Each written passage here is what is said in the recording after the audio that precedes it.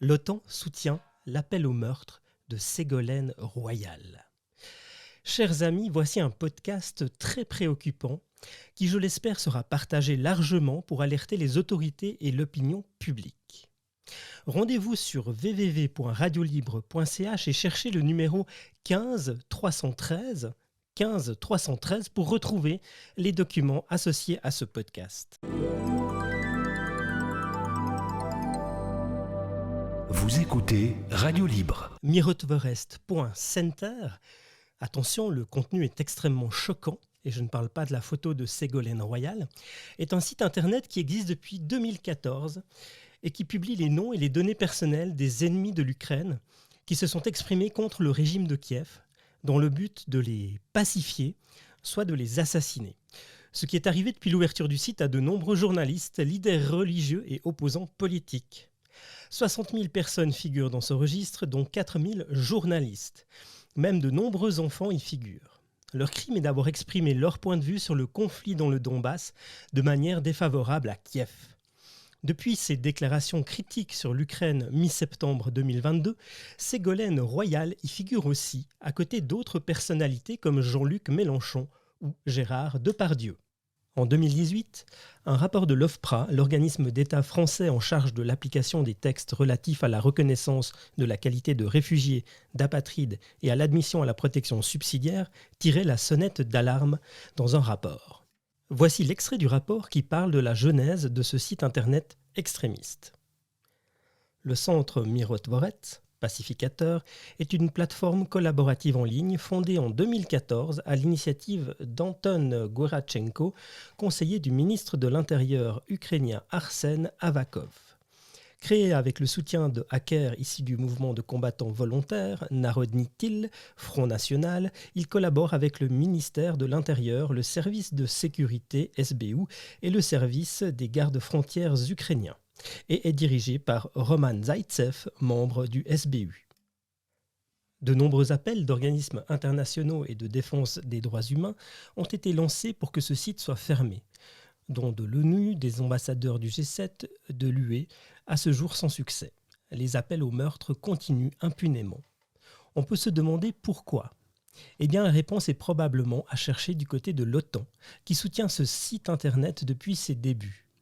Selon le canal d'information UkrLeaks.fr, soit des lanceurs d'alerte sur l'Ukraine, Mirotvorest était à ses débuts entièrement hébergé sur des serveurs de l'OTAN, l'adresse IP du site ramenant aux serveurs de l'OTAN en Belgique.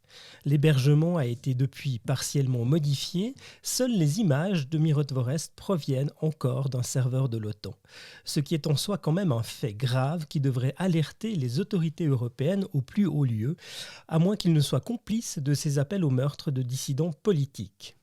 Belle stratégie du camp du bien de ceux qui s'affirment être des représentants de la démocratie.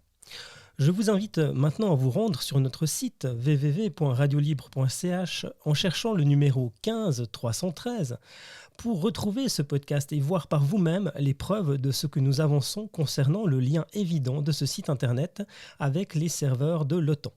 N'importe qui pouvant lire peut regarder le code source de la page internet incriminée et peut s'en rendre compte par lui-même. En bonus, vous y trouverez des images, notre vidéo, celle d'Anne-Laure Bonnel, ainsi que l'analyse d'UkrLeaks.fr.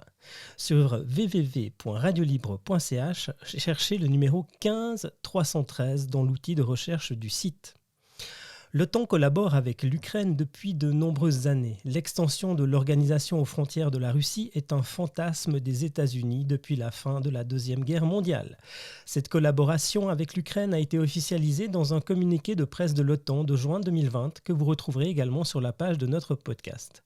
Collaboration qui, dixit l'OTAN, implique que l'Ukraine fournisse des troupes pour des opérations, mais ce qui leur donne l'accès à des programmes de formation et de renseignement.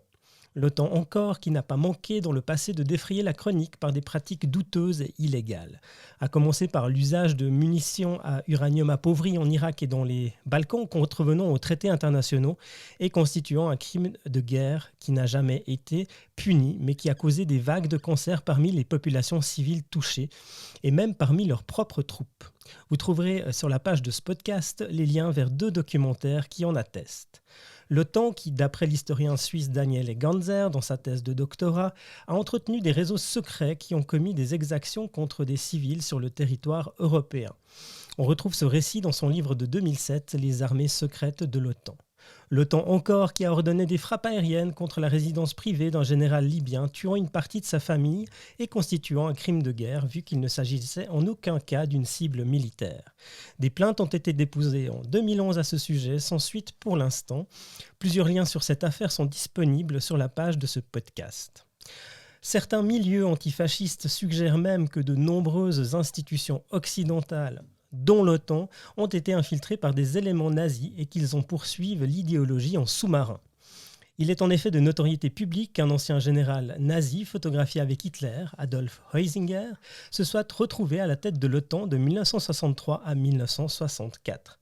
Le cas de Kurt Waldheim, qui a participé dans les Balkans à des crimes de guerre aux côtés des SS et qui a été, après la guerre, occupé le poste de secrétaire général de l'ONU de 1972 à 1981, puis de président de l'Autriche de 86 à 92, a également fait scandale en son temps, lorsque son passé a été redécouvert.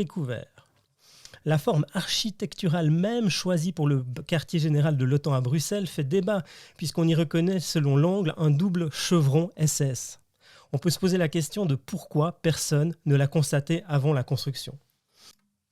Certains antifascistes vont même plus loin, en voyant une familiarité de forme entre la croix gammée nazie et la rose des vents de l'OTAN, qui serait une version étirée de la première.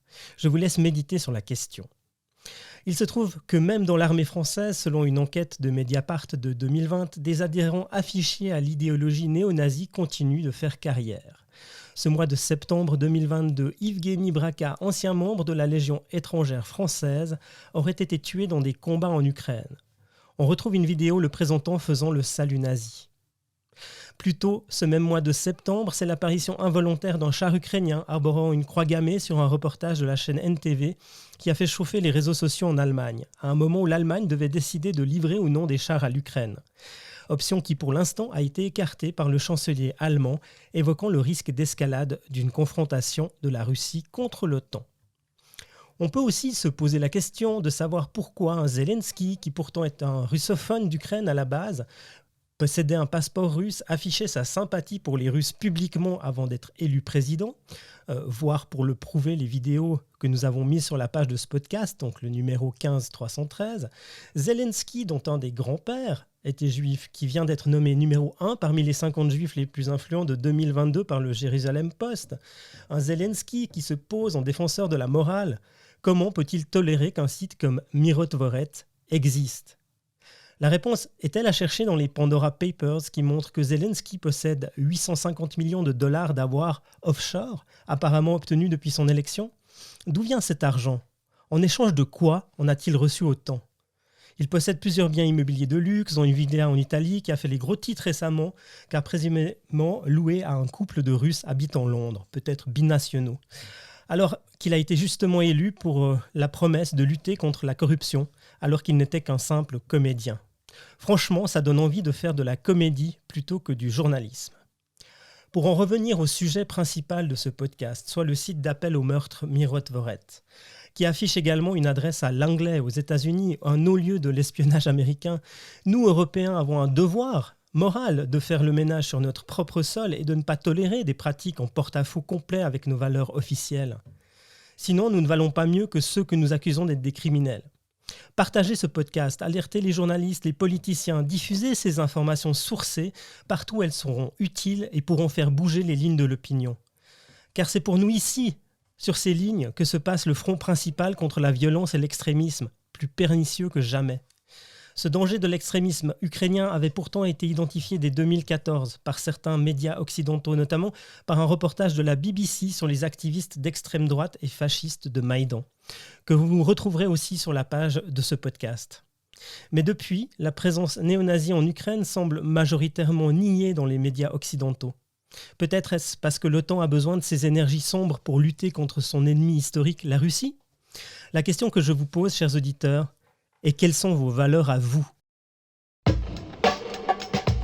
Vous souhaitez faire un geste engagé ? Devenez donateur, contributeur, mécène pour Radio Libre. Toutes les informations sur radiolibre.ch. Merci.